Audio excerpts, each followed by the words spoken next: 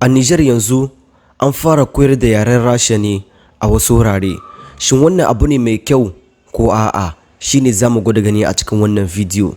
Kafin ya kamata ku san da cewa ni bidiyo na ba wai bidiyo bane akan labarai kawai. Bidiyo ne na ilmantarwa. Ga yadda tsarin bidiyo na yake, ya kasance idan akwai wani abu da ya faru a cikin ƙasa, zan kawo shi ne sai kuma na sama masa fuskoki guda biyu. Zan sama masa ne fuska mai kyau da kuma fuska mara kyau. Ma'ana a kashi na farko zan iya tafiya tare da waɗanda ke ganin cewa wannan abin daidai ne.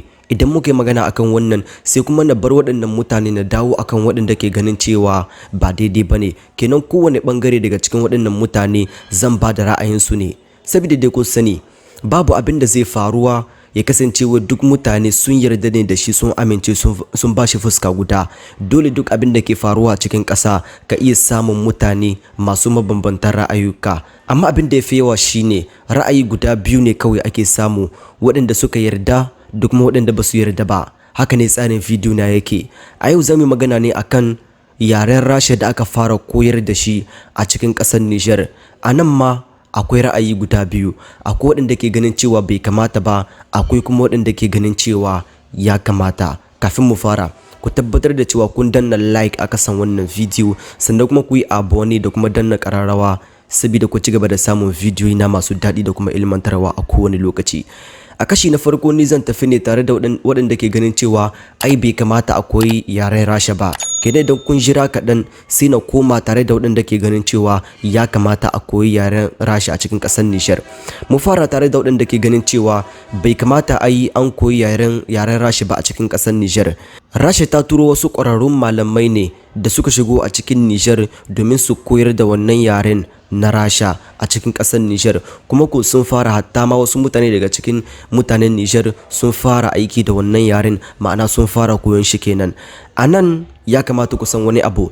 Lokacin mulkin mallaka da Faransa ta shigo a Afirka, a wannan lokaci suna kokari ne su bi duk hanyoyin da kamata a ce sun bi domin su ƙara ƙarfin su, domin su ƙara influence din su a nan cikin Afirka. Sai suka fara tunanin dubarun da za su yi amfani da su domin a ce wai Faransa ta yi ƙarfi a nan Afirka.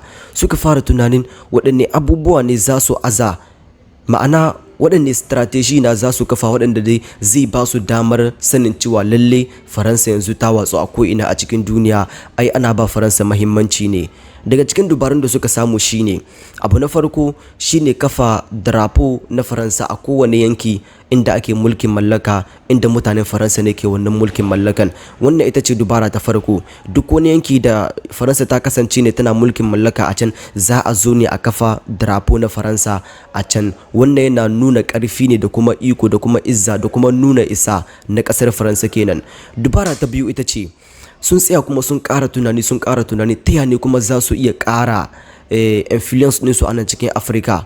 Sai suka samu wata fikira, suka ce shine ta hanyar tilasta al'adunsu na can Faransa a nan cikin Afirka. Kene ya kasance mu 'yan Afirka mun bar al'adunmu domin mu iya ɗaukan ɗabi'arsu sun mutanen Faransa, wanda har yanzu abu ne wanda yake ci gaba da aiki a cikin wannan al'umma da muke ciki. Mutane da yawa suna koyi ne da mutanen Faransa a nan cikin Afirka. Kenan kun ga wannan abu ne wanda zai ƙara mata ƙarfi. Abu na uku wanda shine makasudinmu na wannan bidiyo shine tilastawa mutanen Afirka yin yaren Faransa a nan cikin Afirka, wanda shine kuma abin da ya faru. Kasancewar kenan Faransa tana da mutane a nan cikin Afirka da yawa da ke maganar Faransai, wannan wani abu ne da ke ƙara ma yaren Faransai daraja sosai a idanun duniya.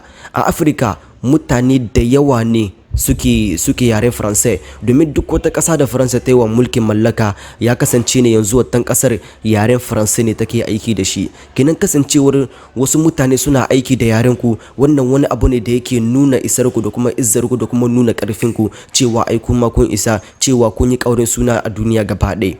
Wannan ita ma wata dubara ce da suka yi amfani da ita. Shin wannan dubarar ba ita ba ce Rasha take so kuma ta ƙara maimaitawa irin abin da Faransa ta yi na cewa ta shigo ita ma cikin ƙasar Nijar domin ta kafa yaren Rasha, mutanen Nijar kasance su ma akwai wani yanki inda ake yaren Rasha a can. Shin wannan ba wata dubara ba ce da Rasha take so ta yi amfani da ita domin ita ma ta nuna isa da kuma nuna ƙarfi? Wannan abin tambaya ne. Domin ku sa ku duba, idan yau aka ce Hausawa sun tashi sun tafi wata ƙasa can inda ba a ma san yaren hausa ba a can, sai kasance waɗannan mutane sun yi convert ɗinsu har ya kasance sun fara yaren hausa a can. Kun ga wannan zai nuna ne yaren mutane hausawa mutane ne waɗanda ke da ƙarfi sosai, mutane ne waɗanda suna da izza da kuma nuna isa da kuma dai ƙarfi a idanun duniya gaba ɗaya. Saboda abu mai wahala ne ka iya zuwa ka samu wata ƙasa inda can ba yarenka bane suke, sannan wai ka saka su har ma su fara yarenka, har ya kasance yarenka ne suke amfani da shi a cikin kasuwancinsu da sauran lamuransu na ƙasa. Kenan kaga wannan abu ne wanda ke zai ƙara maka daraja sosai. Wannan abu shine Faransa ta yi amfani da shi, shine kuma wasu suke ganin cewa Rasha tana so ne shi ma ta yi amfani da shi. Kenan suna ganin idan Rasha ta yi nasarar kafa yaren Rasha a cikin Nijar, wannan abu ne wanda zai ƙara ma Rasha daraja sosai, wannan abu ne wanda zai ƙara ma Rasha kima sosai. Ni a gani na kowace ƙasa ya kamata ta dogara da yarenta ya kasance shi ne take yi a cikin ƙasarta. Idan kuka dubi ƙasashe irin Amerika, irin Rasha da kuma Faransa gaba ɗaya da Ingila, ya kasance ne kowace ƙasa yarensu na kakanni da kakanni shine suke yi, ba su canza ba. Babu wanda ya isa ya tilasta musu su canza yarensu. Yanzu a Faransa ana samun masu yin English, wannan tabbas ne. A Rasha ma ana samun masu yin English, amma a ƙasar Rasha gaba ɗaya yaren Rasha ne ake, a ƙasar Faransa gaba ɗaya yaren Faransa ne ake. Me yasa sai a nan ne cikin ƙasashenmu na nan Afirka sai ka iske akwai wasu ƙasashe yarensu na iyaye kakanni da kakanni ba shi bane suke, sai dai yaren da aka zo aka tilasta musu shine suke yi. Kenan kun ga wannan wani abu ne wanda yake nuna mutane sosai cewa bai kamata ba a ce wai an yarda da cewa akwai yaren Rasha a cikin ƙasar Nijar. Ya kamata Nijar ta dogara da yarukan da ake samu a ciki ta ci gaba a haka. Kenan kasancewar ta koyi yaren Rasha wannan ba abu bane mai daraja sosai. Wannan ita ce fuska ta farko, ma'ana kasancewar Rasha za ta koyar da yarenta ne a cikin ƙasar Nijar, mun ga cewa ba abu bane mai kyau. Bayan mun gama nan, yanzu sai mu dawo tare da mutanen da ke ganin cewa ai abu ne mai kyau kasancewar yanzu Rasha za ta koyar da yarenta ne a cikin ƙasar Nijar. Duba da cewa masu riga sun fara, sannan wasu mutane 'yan Nijar kuma suna ci gaba ne da koyo, kuma ku suna farin ciki sosai kasancewar yanzu su ma sun iya koyon yaren Rasha. Mu fara. Waɗannan mutane na biyu da ke ganin cewa ya kamata mutanen Nijar su koyi yaren Rasha, abin duba na farko shine kasancewar yanzu mun iya rabuwa da Faransa, mun kame Rasha a hannu.